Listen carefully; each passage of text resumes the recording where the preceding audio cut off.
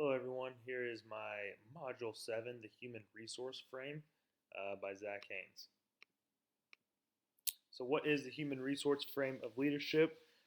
This frame of leadership emphasizes every individual of the organization. It doesn't put really an emphasis on one being, and with this emphasis, it really puts the family aspect at the forefront of any change that occurs. The focus of this um, form of leadership is on skills, attitude, teamwork, and communication. Organizations should serve humans and not vice versa in this leadership, and and that really makes sense because um, the organization should be doing everything in its power to help its employees, to help its humans, and not in the other way around. You're not going to abuse your employees. You're not going to abuse the humans that are helping your organization be successful in order for the organization's gain. You want it the other way around. The organization is there to serve the employees. And with this mindset, it makes the organization and the people equally responsible for helping each other. It doesn't put one emphasis on the organization. It also doesn't put all the emphasis on the people. And then a couple other tidbits about this frame of leadership. When the fit of people and organization is bad, it hurts both parties.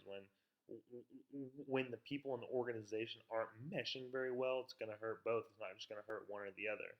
But whenever the fit of the people in the organization is good, it results in meaningful and satisfying work.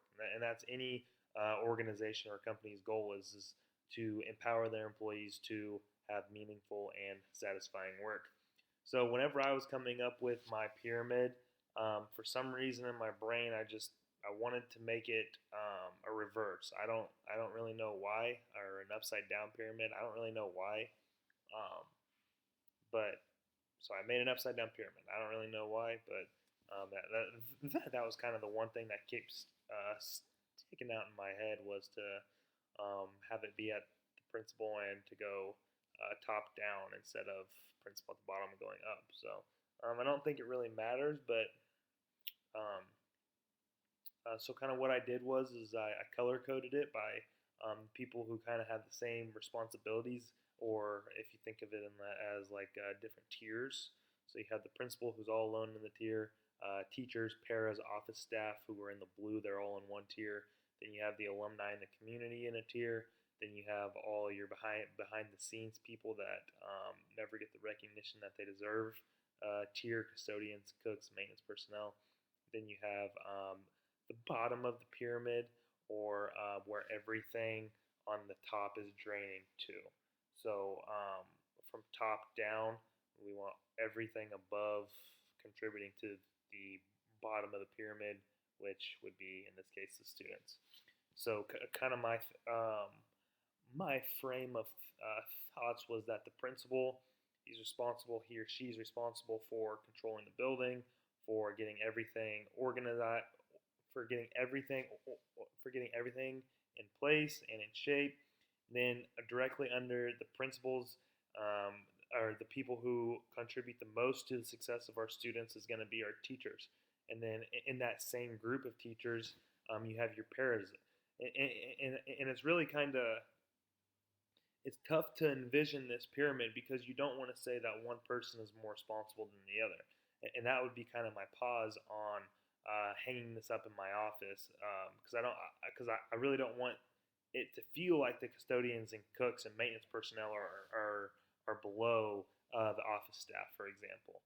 So I think making sure that going over this as a school is extremely important so you can see and everyone understands what this is saying. It's not saying that there's one person greater than the other. It just kind of says what the not priority level, but what where the where the information starts at and how it continues to build upon each other to make one cohesive pyramid in order to support our students. So going back to the pyramid, I put the teachers, paras, and office staff as the same tier right here in blue, kind of the second tier. Those are the people who are most directly affecting student success, right? You have your teachers who are there every day for the grind. They're there spending countless time with their students, thinking about their students outside of school, doing all the stuff they do outside of school for students. Um, and I think the paras are just as responsible as teachers are. They're in that same situation. And a lot of times, paras have an even tougher job. I know the paras that I have in my class have a way tougher job than the job that I have, in my opinion. And maybe that's the wrong perspective, but um, paras are super important, and the para I have is just absolutely fantastic. And and same thing I tell my kids is that if if if I won't say her name, but if she is teaching you, she's a teacher. So I wanted to really make sure I included that the paras and the teachers are the same thing. And same with the office staff. Those people, whoever's in there, they're dealing with attendance, they're dealing with money, they're dealing with just parents, they're dealing with kids who are late. They're, they're doing everything in their power to make the principal's day easier. I was the one big thing I didn't know kind of where to put was the alumni in the community. I know that they have a huge push. I know they have a huge pull. Um, and the community being most likely talking about the parents and the surrounding people, like people are voting on bonds. Like you want your community to be a high priority because when you have like a bond issue, like we just had, you need the support of your community. So you need to let them know kind of where that is. So I ended up putting them with alumni in tier 3. It's always good to get alumni back in the building. So make sure they're a priority. And it's not saying that the custodian, cooks, and maintenance personnel are lower than anybody else. It's just saying that that's kind of where they fall on the pyramid.